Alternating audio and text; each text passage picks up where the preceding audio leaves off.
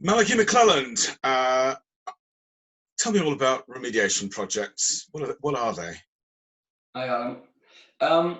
Well, a lot of the remediation projects that I've worked on and that seem to be going on endlessly in the financial services business seems to be around client due diligence and firms not having enough client due diligence, regulators coming in on a visit and finding this, that they don't have sufficient client due diligence to demonstrate that they know their customers.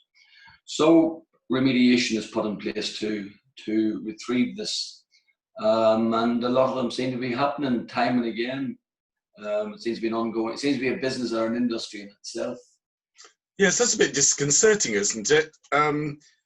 Why do they continuously have these remediation projects? Why can't banks and other firms, not just banks, why can't they get it right the first time?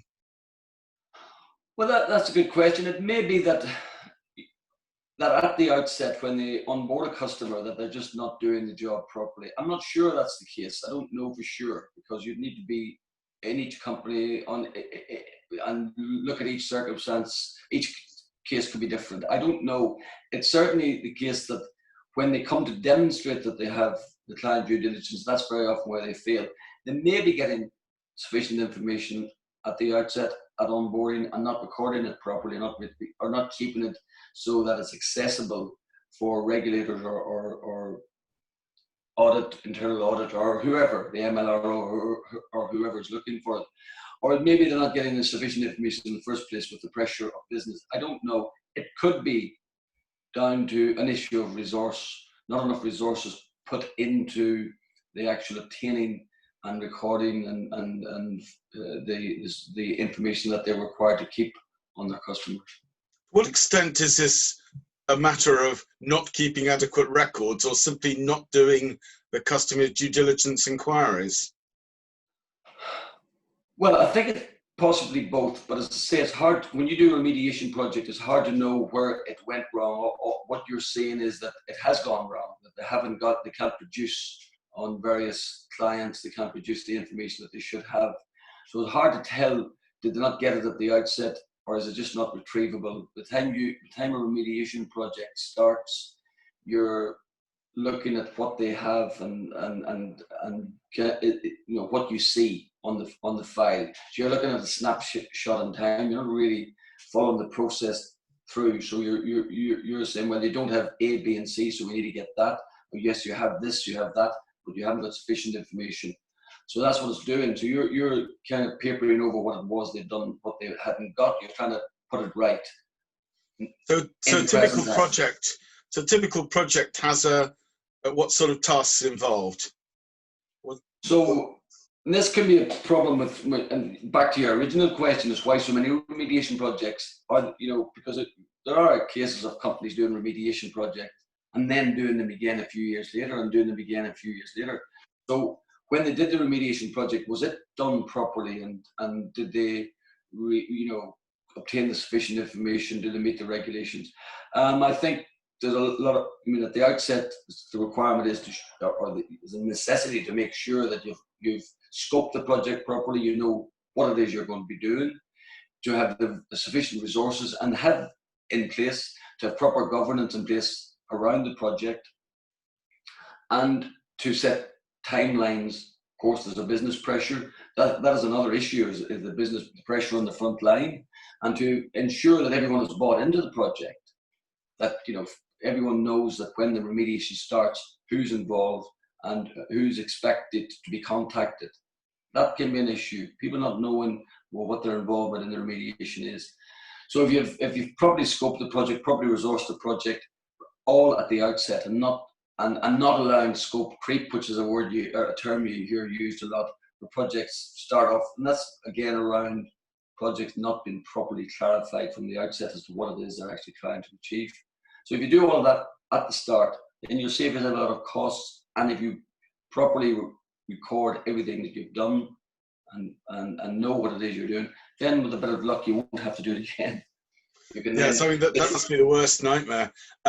So typically, a typical project, you're looking at customer due diligence, know your customer, source of funds. Is that the right idea? Yeah, depending on the client. You hit on a point there actually about source of funds and source of wealth, and the requirement to risk rate your clients and what extent of the information you might need. Do you need source of funds, source of wealth on certain groups of clients? What is their risk rating? And if the client's properly risk rated, then you decide on which client classes of risk, which the extent of the information you need. So that is a good point. You need to properly scope your project and properly have proper procedures and for the actual project, separate really from your business as usual policy and procedures. Really, a project needs to have its own procedures of what it is actually required for each client base. Now, could you ever find yourself essentially ordering or requiring the firm to get rid of clients as a result of a remediation project? Well, any client really should have an escalation process and an exit process, so that, and when you're doing they'll have that as part of their business as usual. But as part of a project, that you're absolutely right. Good point. They should have that in place so that if you cannot remediate the client, or you spot something else even outside what you were looking for, if there's something doesn't fit right, or there's a red flag in some way or other, that the client is a risk that you think the company shouldn't be accepting, there should be an escalating procedure in place. So this goes straight to the money laundering reporting officer, whose job it is to decide whether or not to kick the client out of the business. Ultimately, and there may be a project board, or there may be a senior management board in place to decide whether or not to exit a customer. One last question. Do these remediation projects do any good for the long term of anti-money laundering activities? Well, the requirement to know your customer is only one part of the defence against money laundering and financial crime in general. So it is a requirement, and it's important that you know who your customer is. And we're talking about remediation for know your customer in particular, but in any remediation project, it's a requirement. The idea is that it's one part of the financial crime prevention, then you need to do it, and know your customer is one part. So yes, short answer is yes. That was a bit of a longer answer. Yeah. So in the end, there is hope that remediation projects will not continuously be remediated, in the sense that there is some improvement in standards that can be achieved through these projects. I think that's probably where we have to bring it to a close. Thank you very much, Malachy. Thank you, Adam. Nice to talk to you.